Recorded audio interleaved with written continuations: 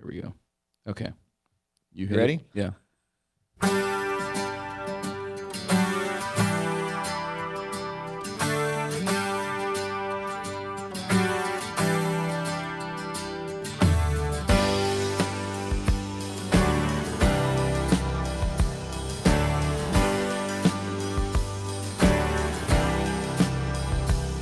Some people want to live within the sound of chapel bells, but I want to run a mission a yard from the gate of hell. Hello, Christian patriots, and welcome to Church and State, where we strive to plug you into the pew and plug you into politics. I'm your host, Caleb Collier. With me, as always, Pastor Gabe Blomgren. Good morning, brother. It's good to see you. Yeah, I'm trying to be lighthearted on such a dark time that we're in right now. We're live on Facebook. This is a live episode. And we've got one of my favorite doctors, and it's very good that he's a homeopathic doctor because to me, right now, I don't know what I can trust. I just need good old-fashioned medicine, like Little House on the Prairie, a doctor who is actually concerned about you. I would challenge that notion, actually. Okay. We watched Little House on the Prairie recently, and if Yeah. you actually watch the slant that they put in there on medicine, Oh, really? anything, and we didn't pick this up years ago because nobody was paying attention to it, but my kids did, and my wife picked it up. We went, wait a second. They're slamming anything that was not conventional. So they put the spin even into the TV shows. Wow, that's pretty cool. Dating way back. Yeah. Andy Griffith, same thing. Same thing, huh? Same thing. Well, hey, before we get into it too much, I got to introduce him, of course, because our radio audience is going, hey, who's Gabe's favorite doctor? This is Dr. Jason Kinley from Mountain View Vital Medicine. He is my doctor. Gabe, is he your doctor? I'm not sure. He's going to be. He's going to be. Okay. So I haven't been, honestly, I haven't been to a doctor, Jason, in probably 3 years. Since I've worked at the church. The last time I had medical insurance was working for the post office. So since I stopped working for the post office, I have not seen a doctor. So all right. I'm about due. Yeah, you are. But thanks for saying that I look like I need it. I appreciate that. Yeah. It's probably because you're working with him. Yeah, exactly. It's probably because you have the coronavirus. So See, that's not funny, man. It's just not funny. All right, and actually that's going to be the topic that we're going to discuss with Dr. Jason Kinley. Real quick, though, I did want to put a little bit more of a plug into it. Mountain View Vital Medicine. If you're not seeing a naturopath, you're doing it wrong. You're doing healthcare wrong because the truth of the matter is the typical doctor, when you go to him for a problem, is going to prescribe a bunch of medicines, which is only going to mask the symptoms. And you need to actually figure out what's going on with your body, especially in this day and age where we're subjected to so many different toxins. It's everywhere. So go check out Mountain View Vital Medicine with Dr. Jason Kinley. Highly recommend it. Jason, thank you so much for joining us on Church and State. Let's get into the topics. All right. Hey, thanks, guys, for having me. I appreciate the intro. Absolutely. So coronavirus, right? It's on everybody's lips. Everybody's discussing it. It looks like Washington State is actually going to be pretty much shut down. We're like the epicenter of it. Yeah. They're at least United States wise. Inslee's supposed to be bringing us into basically kind of a government shutdown. You know, we're already seeing a lot of sports that are being canceled, which I don't really care about. But people are saying, no more than 250 people. You can't be around them. Churches are starting to get shut down. So what exactly is going on, in your opinion, Doctor? So right now what we have a new, that's where the novel coronavirus comes from. So COVID-19, novel being new. Now coronaviruses have been around for centuries, we think, right? SARS, we had SARS. That was a coronavirus. Dr. James Lyons-Weiler, who was on your show a few weeks ago talking about this whole thing, he and I have actually been talking in the last couple of days, and there's some numbers that I want that he's trying to help me find. What we're doing is we're talking about the death rate, right? That's what everybody's freaked out about. You look at Italy. Italy's 6% is the rate currently right there, and it's all people who are pretty much over the age of 60. When you look at those numbers. The question that I have that a colleague of mine and I were discussing and that I asked to Dr. Lyons-Weiler was, if you compare the same number of deaths from last year in Italy from all causes at that age, are we at the same number? Mm-hmm. Is it just that we're testing and we now have this, or is this something else and we don't know? One of the theories is that, in my opinion, as well as some of my colleagues, is that this is nutritional deficiency is really exacerbating this problem because the groups of individuals that are having problems tend to be polypharmacy, meaning more than one medication. And if you look at the nutrient depletion ratios of those medications, a lot of the things that look to be helping vitamin A, E, C, zinc, selenium, etc., are being depleted by the medications that they're on. So this is interesting because as you just said that, it immediately triggered something in my mind. I've seen a lot of people commenting, why is this not affecting children? And immediately when you say that, that it could be due to the fact that all these people are on different medicines. Is that why? Because we're not seeing the youth typically on as much medicine? We don't know. We don't have the answer yet. I think that's a big component. The other component to that is Italy also has, Dr. Lyons-Weiler sent me this yesterday. Italy had one of the highest rates in northern Italy, where they saw the initial rates and they closed down northern Italy before they shut down the whole country. The highest mortality rate, and that also happens to have the highest lung cancer rate in Italy, happen to be in northern Italy. So this virus is a dry cough primarily, which that's kind of attempting to be the distinguishing feature as opposed to a wet cough. There usually is not a runny nose, but there could be. Right. This is what's making this so challenging for people to figure out, do I have it? Do I not have it? Doctors' offices are scrambling. Okay, right now, if you think you're symptomatic, don't come in, call. Right. And then we're going to figure out how to triage you.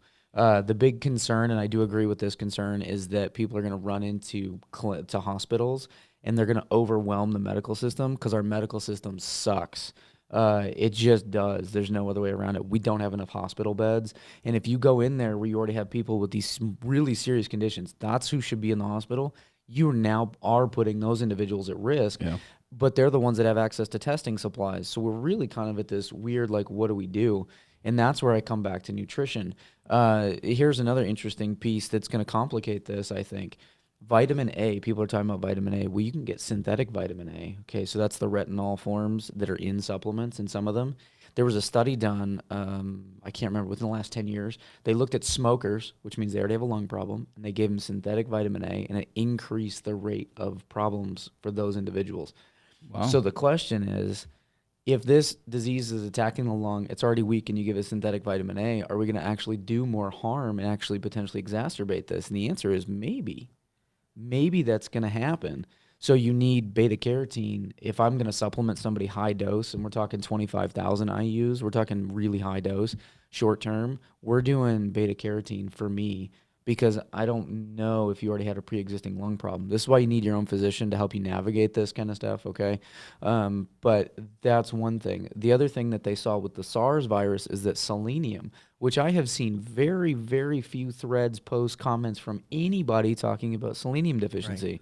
Selenium was shown with SARS to actually inhibit SARS. Like, it did not take effect the same way if you had enough selenium.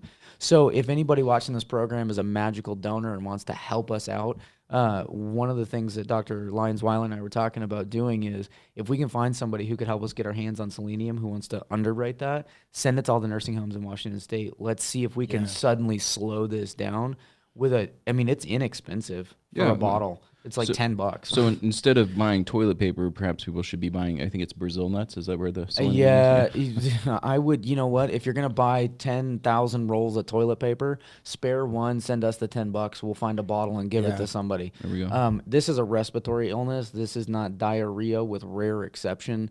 I don't understand the toilet paper thing, but that's just the masses freaking out. Last night, Caleb, I went into the store, and you were right, because I went in last night about 11 o'clock to Albertsons, and they were closing. I grabbed 3 rolls of toilet paper. I got you one. Well, not rolls, but packages. Thank you. Yeah, it's wild. It's funny, and that's really where we're kind of changing subjects, and I wanted to ensure that we talked a little bit more about what Jason's talking about here first. In just a minute here. I did want to point out, it's interesting. I was doing a little bit of research onto some of these countries that have been more heavily infected than others, and it's kind of wild. You're looking at, like, South Korea, which is seeing an uptick in these cases. Iran. Well, Iran, Italy. So South Korea, because they're and Japan as well, because their economy is so dependent on Chinese tourism, they haven't shut their borders. They're allowing a lot of Chinese people into it. Italy, actually, in this article, it states that they're part of the One Belt, One Road, and it's an attempt to prop up the Italian economy. And so they've actually sought to capture the Chinese market for selling its luxury goods, which means that a lot of Chinese individuals are going into Italy, specifically into the northern area. So very interesting to see that as well. Okay. Same with the Iranians. The Iranians have a relationship with the Chinese government, especially with their government and their military. So they're seeing a bunch of trade and transfer and transmission could be easier. Yes, exactly. So what you're I saying. did want to point that out that this is why, and then they did in the article as well point out that Taiwan, as soon as the disease hit in Wuhan, they shut it. They shut down their airports. As soon as it happened, they were going on to airplanes and actually testing any Chinese people that were traveling over to Taiwan. And they only have a few cases in Taiwan, which just by its location, you would expect it to be all over the place. Right. So there is things that we can be doing, and unfortunately, it looks like Washington State didn't do it in time. Would you agree with that? Yeah, I think the issue was nobody knew what to do. They have this government mandate, as you know, the machine moves slowly. Testing kits were not available. They couldn't figure out who to test. CDC set their guidelines, which is federal, saying, okay, if you meet these strict criteria, you've been in contact with somebody who's been from one of these countries, and you're symptomatic, we can test you. Outside of that, you couldn't. And now what we realize, and this is, I think, where another problem comes in with this, is I think that people need to be aware that this is serious for those who are older and have multiple health challenges. It does not appear to be affecting children at all, as far as being complications and serious and turning into pneumonia. We're only seeing that in the elderly. So I think I fall kind of, and I know you hate the term moderate, but I'm going to fall into the middle here a little bit. We typically don't allow moderates on Church and State. Yeah, well, in this case, it's not so much me, but I want people to think about this. I don't agree with shutting every single thing down. However, I understand the theory behind it, and that is if we can slow down the groups of people, because transmission, you can be asymptomatic for days. That's not typical with transmission with a lot of this stuff. The other issue is this virus is surviving for multiple days on surfaces. So that's where people are like, oh, we got to disinfect. So it comes back to wash your hands, don't touch your face, don't sneeze and cough on your partner. And this is what I've said at Board of Health meetings. This is what I've said to other people. If you don't feel good, stay home. Regardless of Wuhan, COVID-19 or whatever, stay home if you don't feel well. And, support yourself that way. If your kids are sick, ask somebody for help. I feel like one thing that I'm hoping the silver lining is going to be, people are going to start helping out their neighbor a little bit more at a Christian charity and going, you know what, we need to take care of these people because they can't go out. I'm not afraid to go and, drop it off at their doorstep, whatever. We can text, we can email, we can call, we can do all this cool stuff now that you couldn't do 200 years ago. Mm-hmm. Say, hey, we need help getting supplies because we can't leave or we shouldn't leave. That's how we're going to really slow this down. So you had mentioned that you've already mentioned vitamin A and selenium. Yes. What are some other things that could potentially be helpful when combating not just this illness, but a lot of the other illnesses that we're seeing? So vitamin C, we think of, right? Antioxidants. They did some studies in a hospital, I think it was in Virginia, within the last couple of years, looking at IV vitamin C for sepsis, and that actually helped to reverse it. For whatever reason, we still can't get that going through hospitals. The fatality rate with sepsis, which is systemic infection in a hospital, is insanely high. So if you can reverse that with IV vitamin C, that's pretty powerful because usually, you're not coming back from that one. So I think that there's a lot of things we could be doing. Vitamin C, vitamin A, zinc also. The zinc one is really interesting. We know that there's zinc deficiencies and vitamin A deficiencies in China. I was listening to news last night just to see what they're saying about all this. There was a study supposedly that looked and found that this virus was living longer on copper surfaces.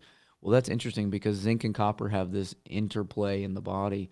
So what that suggests to me is there's no zinc in the copper. But if you put zinc in there, I wonder if the virus would survive as long. So again, you do the same thing in the body. We know that zinc is also involved with what we call metalloproteins. So that means that we get waste elimination for heavy metals.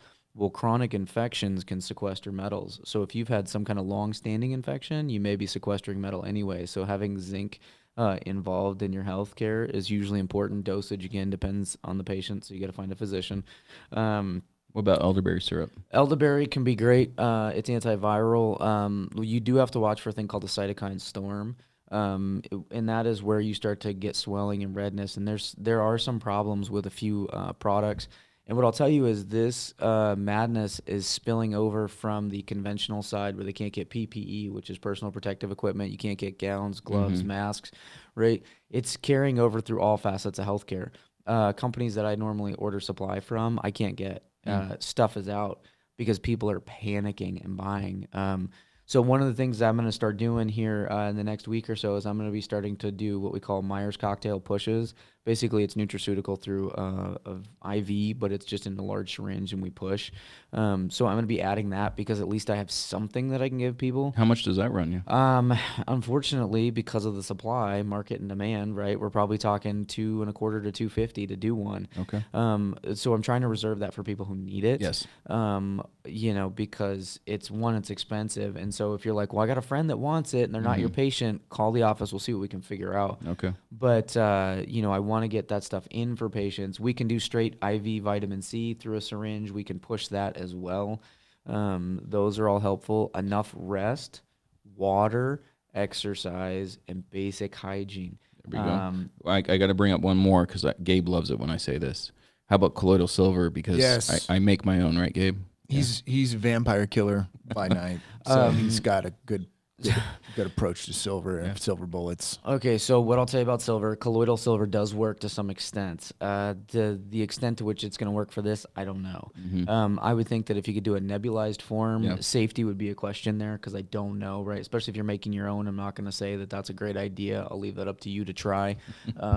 If I turn blue, I'm coming to you. So let me tell you, I've seen a patient that was blue from taking enough colloidal silver. They turned blue head to toe, like the guy that was on the Today Show. Yep. Not him, somebody else. But they were fully blue and could not get rid of it. Yeah. So if you want to be a Smurf, you got to drink More a silver. lot.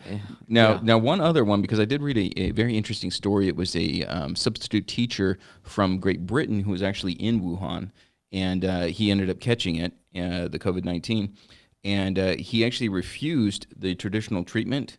And he did take an inhaler for when he was having difficulty breathing, but his primary treatment was actually basically a hot toddy. He was drinking honey and whiskey. What are your thoughts on that? So interestingly enough, I found and posted a couple years ago an old doctor's recipe, right? It was cough syrup for a kid is what they gave him, and essentially that's what it was. It was a hot toddy. So I think the issue there is we're potentially helping to relax the body, prevent the spasm from happening with the cough. My assumption is he didn't have pneumonia. So if he had fluid in the lungs, that wouldn't have taken care of that component. The cool thing is there are other ways to treat pneumonia without antibiotics, but you got to do it with a doctor. Okay, you can't. That's not something you want to play with. You need to be seen by a physician for that because that's what's killing people at this point. Okay. That's the same problem with the flu, right? Yep. It's typically a flu-associated death. The flu led to something else, Yes. which that was what we were talking about this morning, right? The product coming out of China. Right now, the Chinese are threatening to withhold product, but they don't say what. That's life-saving. There is no life-saving antiviral when it comes to flu. Yeah. It is going to be some other type of medication because you have a complication from this issue. So let me run something by you. I'm not going to get on how I have this information, but yeah, because what it'll happen is it'll sound like it's an old wives' tale. But the forsythia plant, have you heard of it? Yeah, I'm familiar with it, but I haven't used it medicinally. What's the Latin name? Does it give it to you? So, I love he asked you for the Latin name. Well, it's got a bunch. Forsythia. Oleaceae. Coriana. So it's in the Oleaceae family. So that's you want to think olives are going to potentially be in that family and some. It other says things. it's used for swelling of small air passages in the lungs, which to me this is it's very much like pneumonia. And I've heard and listen. I'd be interested to have you hear some of the quote unquote people who have been in the hospital. There's not a lot of I would love for you to hear the airways of somebody who has this because it's definitely bronchial. It says it's used to treat tonsillitis, sore throat. It can even help with fever. This is, interestingly enough, it's called the Easter flower. It's very pretty. It's just this bright yellow lily-like. And I've heard that in China, the elderly were using this in small villages and communities, and they were recovering. So what I'll tell you is what I have. Colleague that spoke with another doc in China, and they were actually using ephedra. Okay. So ephedra is an herb, and what is ephedra? Ephedra is a bronchodilator. Yep. So they were actually using in their Chinese formulations, they were using ephedra. Now, ephedra has been banned in the U.S., so that becomes a whole different conversation. But as far as the forsythia specifically, I can't speak to it. There are a number of other herbs that are bronchodilating. The problem is right now, I mean, they're selling out of everything. Right. Yeah. You can still get forsythia on Amazon. So just to So throw there out you there, go. I bought it last night. I bought a vial of it, an organic. It's in a suspension, so it's in a droplet form. I bought some of it just for the heck of it, just to see, if the thing comes near me, give it a try, man. My Yeah. wife has bought all kinds of interesting homeopathic. Pretty much anybody who's like you, who's giving recommendations, my wife has bought it Okay. just to be prepared. Just to have it. So So let if me read one of the most racist things I think I've ever read coming out of Seattle. Okay, right, and you wouldn't think that racism would be coming out of Seattle, but it is. All right, this is Seattle's response to the COVID-19. It's a request support form. It says, if you would like food or other supplies drop off at your front door, please use this form. We are prioritizing folks who are sick, disabled, quarantined, without pay, elderly, undocumented, queer, Black, Indigenous, and or people of color, including those displaced from Seattle to the nearby areas. Now, is that not one of the most shocking things you've read in actually trying to combat this virus? And if I were queer, Black, Indigenous, whatever, I would actually be very angry that they don't think that they're putting me in the same thing as sick, disabled, quarantined, elderly people. Right? This is absolute racism. But I want to point out specifically, I wanted to kind of bring this into play with what we were talking about with the toilet paper, right? This is just another example of how insane it has gotten, this COVID-19. And personally for me, I think we're going to recover from this. I think the economy is at risk, and I think that people in general is probably the biggest danger here, because you're already seeing people cleaning out stores with toilet paper. I just talked about the fact that my wife couldn't find sugar. Sugar and toilet paper are the two things missing in all the stores. So that's what I wanted to spend the last 5 minutes discussing with you, Doctor, is this panic, this state of panic that the people are in, and what that could potentially lead to for this country. I think the state of panic is going to overwhelm every system that we have that requires government support, because people are losing their minds over this because we fear the unknown, and that includes death. And that's a conversation physicians don't have enough. And, the tragedy is people are going to die from this. There's no way around it. But people die every day. And, I saw a post recently, we're freaking out about the deaths from this. Yes, because we don't know what the toll is going to look like.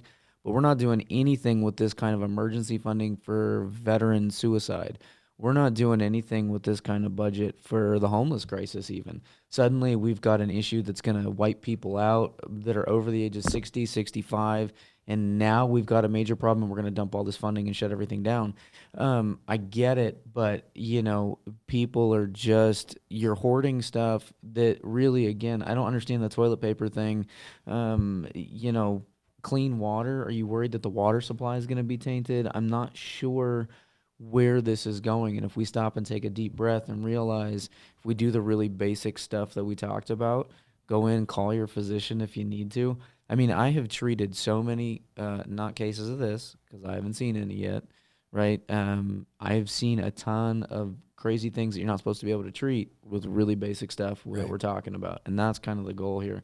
I mean, India is treating with homeopathics. I mean, homeopathics are in the Swiss formulary in Switzerland, right? In the U.S., it's bunk medicine and doesn't work because they do the studies wrong, but that's a whole nother conversation. Yeah. I think I wanted to bring up the fact that you can search anybody who's just suffering from anxiety about this. Just look up, just search recovery of coronavirus or elderly recovery of coronavirus. There are so many old people who are making it through this with common sense, wisdom. There's people in their 30s who are making it through this.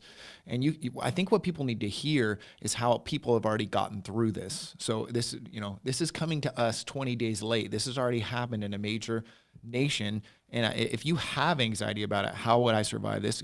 Go look up. There's plenty of testimonials already online. So one of the interesting things about that is CNN did an interview with one patient that survived the nursing home in Kirkland, Right. where that's where most of our deaths in Washington have come from. You know what the one difference was?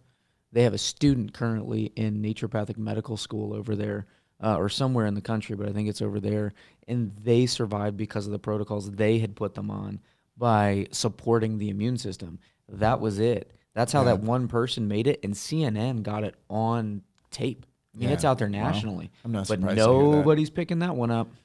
Yeah. No, that really doesn't surprise me. It's interesting, though. People are weaponizing this. You brought up China, and the New American is actually reporting that China is actually threatening to withhold a lot of our medications, which Gabe and I did a story using the New American as well, talking about like 95% of all medicine coming into the United States comes directly from China.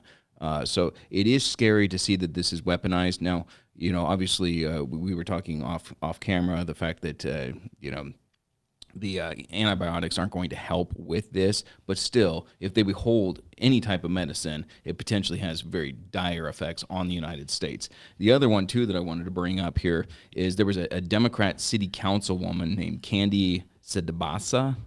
You know how I blow names, Gabe, right? Yeah. But she pledged solidarity with infecting Trump supporters with the coronavirus. Yeah, this is where it's getting out of hand. This is one thing that I worry about is it being used as a volleyball, so to speak, to get back at our political enemies. So it's very survivable, but I do have to point out the fact that many of the Trump supporters are above the age of 60. Well, and I said this, we said this, I think 4 months ago on the radio, I remember saying that the only way the Democrats could actually defeat President Trump is if they took down the economy, if the elites, the globalists took down the economy. It's very interesting. I got to point out this is coming right after the impeachment failure. Yes, exactly. And they also used it to silence Hong Kong. Just prior to this, Hong Kong was alive. They were literally spray painting 1776 on the walls. Yeah. Right. And now, give me liberty or give me death. Now there's nothing. Yeah. Right. Yeah. So yeah. Hey, doctor, we've got a minute left. Plug your business. And we'll talk a little bit more about what we're doing as well. So go ahead. So you can find me at Mountain View Vital Medicine on Facebook. That's the business page. My website is the same, all one word, mountainviewvitalmedicine.com. Office number 509-565-7005. I have an email address, but it's really hard to get through to me with email because I get so many non-patient emails. Give me a call if you got questions, concerns. I see people of all ages. I treat pretty much most things. And a lot of people are moving into the area from out of state and don't realize naturopaths are primary care in Washington State. One of the few things we got right. Because it's not that way in California, actually. No. So just be aware that there's a lot of things that we can be doing for you out there. Excellent. So. And here's the good news. Dr. Jason Kinley with Mountain View Vital Medicine has come on as one of the sponsors for Church and State. Yeah, thank you so much, Doctor. Yeah, it's fantastic. So let's go ahead and close this up. All right, Church and State is brought to you in part by Covenant Church and Mountain View Vital Medicine. Nice. Always remember the tree of liberty is most likely a birch. And with that, Church and State is out. God bless. Okay. All right. Dude, this is, all right, I think...